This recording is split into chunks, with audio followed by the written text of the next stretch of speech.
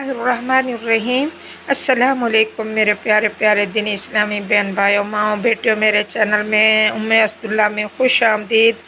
उम्मीद करती हूँ अल्लाह तबारक व तआला आप जहाँ पर होंगे खुश और आबाद व शाद होंगे और अल्लाह तबारक व तआला आपको अपने हिफ्ज़ अमान में रखे।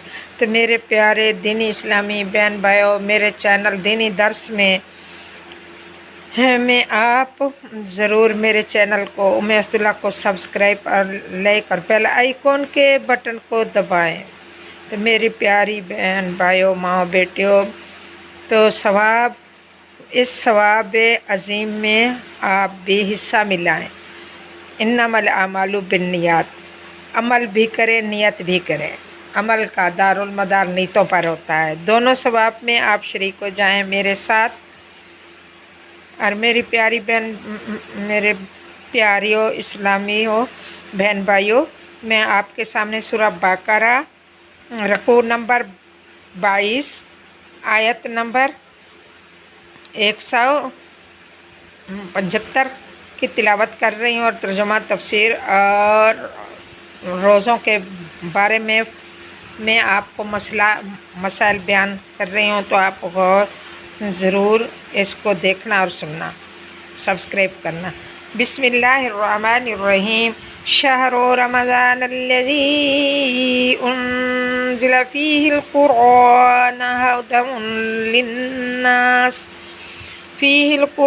हुदल लिन्नास व बय्यिनातिम मिनल हुदा वल फ़ुरक़ान फमन शहिदा मिनकुमुश-शहरा फ़ल्यसुम वमन काना मरीज़न औ अला सफ़रिन फ़इद्दतुम मिन अय्यामिन उख़र युरीदुल्लाहु बिकुमुल युस्रा वला युरीदु बिकुमुल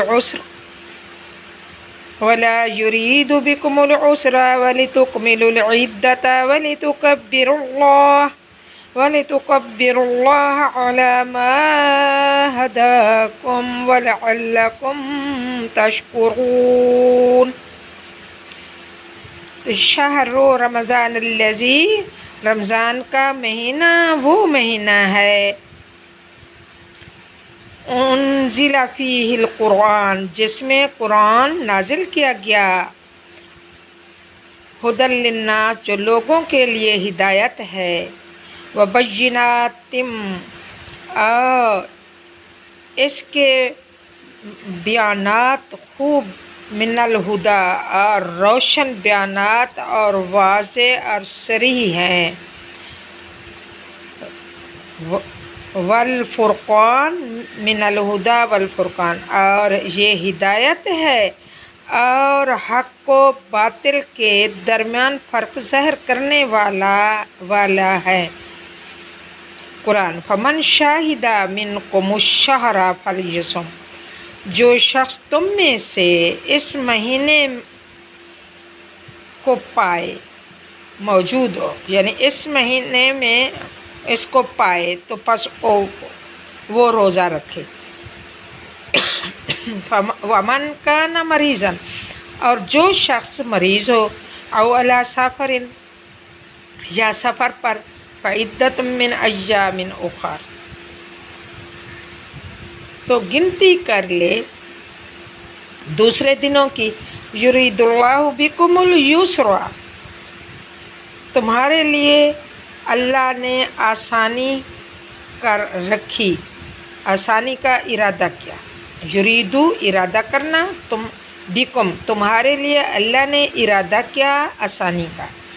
वला युरीदु बिकुमुल उसर, और नहीं इरादा किया तुम्हारे लिए कोई तकलीफ़ का, वाले तंगी का। वलितुकमिलुल इद्दता वलितुकब्बिरुल्लाह, और ताकि तुम गिनती पूरी किया करो, और अलबत्ता तुम पूरी करो गिनती को। लितुकब्बिरुल्लाह, और ताकि तुम पर अल्लाह की बड़ाई बयान करो, ताकि अल्लाह तुम पर बड़ाई बयान करता है। मा हदाकुम, और तुमको हिदायत की बातें बताता है।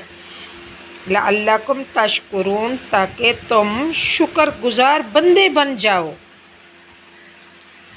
تو اس آیت شریفہ میں ان دنوں کی تعین فرما دی گئی جن میں روزے رکھنا فرض ہے، یعنی ماہ رمضان کا۔ پہلی آیات میں ایام معدودات فرمایا، اور اس آیات میں ماہ رمضان کا صاف نام لے کر بیان فرمایا کہ جو شخص اس مہینے میں موجود ہے وہ روزے رکھے، اور ساتھ ہی رمضان المبارک کی ایک دوسری فضیلت بھی بیان فرما دی، اور وہ یہ ہے کہ اس ماہ میں قرآن مجید نازل ہوا، قرآن بھی اس ماہ میں اتارا گیا۔ اس آیت شریف میں ارشاد فرمایا کہ قرآن مجید بھی اسی مہینہ میں، ماہ رمضان کے مہینہ میں نازل کیا گیا، اور سورۃ القدر میں فرمایا کہ لیلۃ القدر میں نازل ہوا۔ قرآن مجید لیلۃ القدر بھی میں نازل ہوا۔ ان دونوں باتوں میں کوئی اعتراض نہیں ہے، کیونکہ لیلۃ القدر ماہ رمضان المبارک میں ہوتی ہے۔ اگر کسی شخص کے دل میں یہ سوال پیدا ہو جائے کہ قرآن مجید تو تھوڑا تھوڑا کر کے اترا ہے، کیونکہ 32 سال میں نازل ہوا، پھر اس کا کیا مطلب ہے کہ رمضان المبارک میں نازل ہوا؟ تو اس سوال کا جواب میں یہ دیتی ہوں، قرآن نے یہ دیا، اس کا جواب قرآن نے یہ دیا، شب قدر میں لوح محفوظ سے پورا قرآن مجید جملۃ الواحدہ یعنی اکٹھا آسمانی دنیا پر نازل کیا گیا اور بیت العزت میں رکھ دیا گیا۔ پھر وہاں سے حضرت جبرائیل علیہ السلام تھوڑا تھوڑا حسب الحکم لاتے رہے۔ تفسیر قرطبی صفحہ نمبر 296 جلد 2 میں قرآن کے بارے میں فرمایا کہ وہ لوگوں کے لیے ہدایت ہے، اور اس میں ہدایت کی باتیں ہیں اور ہدایت کے بارے میں واضح بیانات ہیں، اور وہ قرآن حق اور باطل میں فرق کرنے والا ہے، اور قرآن کی یہ صفت ظاہر باہر واضح ہے، دوست دشمن سب پر عیاں ہے۔ اور یہ جو فرمایا فمن شہد منکم الشہر فلیصم، اس میں ہر عاقل بالغ مسلمان مرد عورت پر رمضان کے روزوں کی فرضیت کی تصریح فرما دی۔ اللہ تعالیٰ نے البتہ مسافر اور مریض اور حمل والی عورت اور دودھ پلانے والی عورت کو اجازت دے دی گئی کہ وہ ماہ رمضان میں روزہ نہیں رکھ سکتی تو بعد میں اس کی قضا کر لے، ان کی یعنی گنتی کر لے، وہ روزے کے دن گنتی کر لے اور بعد میں قضا نکال لے۔ اور حیض نفاس والی عورت کا حکم ہے کہ وہ رمضان میں روزے وہ بھی نہیں رکھ سکتی تو بعد میں رکھ لے۔ ان مسائل کی تفصیل حدیث اور فقہ کی کتابوں میں بھی واضح طور پر آئی ہوئی ہے۔